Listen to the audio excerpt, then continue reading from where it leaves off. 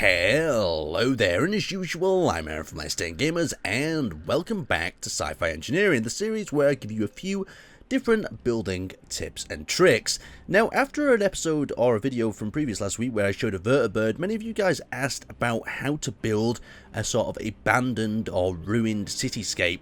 And I've covered cityscapes in the past before, but I never really showed you how to build them or my take on it. So this is just a quick sort of cityscape that I built here for a scenario that was coming up. And I also used it within the vertibird sort of review or spotlight sort of footage. So as you can see here, we've got a very basic sort of cityscape, and I'll just zoom out a little bit so you can see just how small it is and tiny it is. Now this is great for if you want some sort of situation where you want a planet that has had some sort of civilization once upon it, maybe an advanced sort of life form, and then over time things are just broke down, the city's falling apart, and you've really got to think about a lot of things when you're building this. First off, we're building here in a desert, so there's not too many things that we need to think about. The first one is sand and how the sand is going to affect the structures. So I'm going to collect a voxel hand and I'll show you what to do. It's going to be a lot of sand, there's going to be sandstorms, so we're going to have to make that look like that's happening in our building. So sand is going to collect in different areas, maybe in corners, maybe on the upper floors, and especially in these lower areas as well. Sand is going to fill the gaps up in the windows on the lower floors, and it just doesn't look like it's piling up at the moment. The sand just looks like it's just perfectly flat with some of the window areas like this. So you can see what I've started to do here is pile the sand up. I've got myself my voxel tool out, and at the moment it's looking a bit lumpy this, so we want it just to generally flow like sand does, like a sand dune, as you can imagine. So it's going to be higher up in the corners and then just drift down and just make it look like the building's not just been stuck in the ground. So the next little structure I want to show you is within the green environment. So you've got to imagine that growth here is very easy. Plants are going to start growing upon this structure, going to start taking over it. We've got a little bit of destruction and damage maybe from a past war, but I'll show you on this little floor here how we've got the actual damage going. Something that looks very post-apocalyptic. We've got little trees growing through the building itself, and we've got a lot of grass, this sort of really weedy looking grass on the inside. Now something that you can do as well is fungus and growth tends to grow up in the top corners of these buildings. If you've ever seen one abandoned, you'll have to have a look at some pictures. So what I've done is added like a little bit of a thin beam of the voxel tool around that area, and you can just start getting really crazy with it. Say for instance in that area I want some sort of massive wall of fungus growing up. I can just apply the voxel tool to that area and the fungus will appear, and I don't particularly like that. It looks like it's a little bit too excessive in that area. It looks like the growth is some alienic sort of form, but if you just do it quite sparsely in areas, just imagine that it's very random because it is natural, and you end up with a very nice jungle environment sort of building. Just an idea. So I just wanted to show you what you could do with something in a more snowy structure. So the first thing I've done, like we did in the desert, I've piled up some of the snow in areas. So you've got to imagine as it snows up, this snow's going to blow into different areas, get stuck within them window ledges in different places. So I've added it to each one of the window ledges, and you've got to remember that the snow does melt over time, so it'll turn to ice. So underneath some of the snowy areas, I've added a layer of ice as well. So if I just grab the voxel tool and spin that around, you can see I've just added the smooth sort of round oval looking one for the window ledges. And when I wanted to build maybe a little bit more of a rigid sort of ice structure, I've actually placed this one, and I placed that for the ice. So if I just switch to the ice for a second, you can see why I've done that, because it gives you these lumpy sort of shapes that look really good when they're hanging from below a window. So we can see that top right corner one needs some ice in, I think.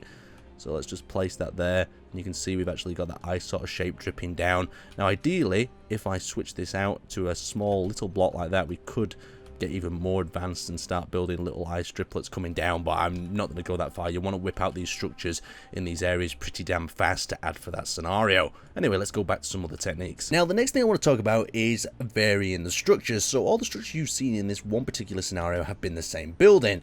Where that is very efficient, you can knock out a blown up city in a matter of minutes. You're going to want a little bit of variation. So let's talk us through a variety of different buildings that could be in a city. So first of all, there's two things we want to think about is how far in the future is this city going to be. So as I start to build this, I'm thinking we're going to do quite a modern sort of city, and what sort of common things would be in there. So we've got a shopping store, for instance, and what would be a common sort of layout of a shopping store? We could just have a box, of course, or we could maybe have some sort of L shape that wraps around with a car park. So you just start evolving your design ideas, and then you need to work out how the floor is going to actually be laid out inside. So this is our shopping center being built at the moment, and we've got various different aisles. So this is just going to be the basement floor. So I'm going to add a floor into here, and then I'm going to add a floor into here, and we're just going to start working up the wall. So lots of shopping stores have big glass windows, so that's something we're going to want to have on this front perhaps. So maybe we'll just stack it up here, and most of them are one story as well. So let's just actually start working around into this area. I'll show you what I've come up with for a basic shopping store design. So we've just completed the exterior very quickly. Remember, these structures for these cities are not going to be super looked at by players, but at the same time they need a lot of detail in. So we're going to have to build the interior here, because if this gets destroyed or someone comes in here, it just feels very bland. And when it comes to building an interior, obviously just reference whatever you're trying to build an interior of. Say for instance, we're going to build some shopping sort of styles here. So I've just built a shelf out of the catwalk. Not really thought about it too much. I just know that the catwalk block has that sort of shelf feel to it. And as I'm going to walk around here, I'm just going to start building these shelves up. This could be used as a warehouse or a whole variety of different things. And what I'm also going to do is contrast the colour to perhaps a lighter colour, or maybe I'll even add red stalls to represent the different shopping aisles. So I've got a red aisle here, for instance. So there we go, we've got ourselves a basic shopping centre. Now we just have to do the rest of the stuff. So the first thing I'm going to do is grab it in a copy and paste sort of mode. We're going to add it to this city somewhere. I think we'll have it maybe at the end of this road. We can manage to fit a shopping centre in here in some manner. And we're going to first think about maybe the foundations have broke away. Maybe it started to sink into the ground. What sort of angle would it be good to put it in at? And so we can just work it out. I think I'll actually just place it over here so it's easy to show you exactly what I mean by that. So we're going to have a quick look. So we can have it dead flat like that, but I just don't think they look as good. So let's have the foundations slightly fall away. Maybe it's slightly up at that end, or maybe it's completely buried underneath. And if you do a completely buried structure like this, you can see where the sand is. You can come in here with the tool. So all our work has actually just been completely wasted doing all the adding of the interior. But if we actually go to our voxel tools and actually start to scrape out the inside, you can actually see we can cut away. We can add a bit of sand maybe back into here later on. But we've got that effect where it's actually sloped into the ground. Great for a sort of hideout in a survival sort of scenario. Add a little bit of sand in there. Keep a little bit of sand at the side as well. Maybe unblock that door as well. Cut that back. And you can see we've just added another sort of structure to our cityscape. Of course, this needs a lot of work doing to it to fit in with this sand environment a little bit better. It needs the sand piling up at the windows. But you can see what I mean by adding another structure. And I think we just need to blow this up as well. I'm not feeling it completely at the moment. So let's stick one of them on there, on the top.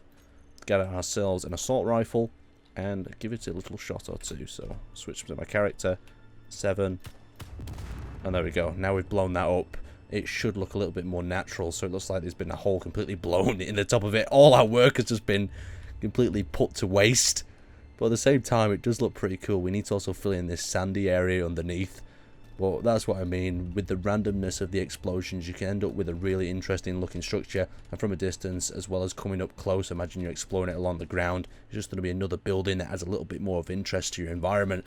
So that's what I wanted to talk about today. Hopefully it's giving you some ideas and inspiration for building in different biomes and building just different structures for your post-apocalyptic sort of cityscape or survival area. Anyway, thank you guys for watching, and I'll see you next time.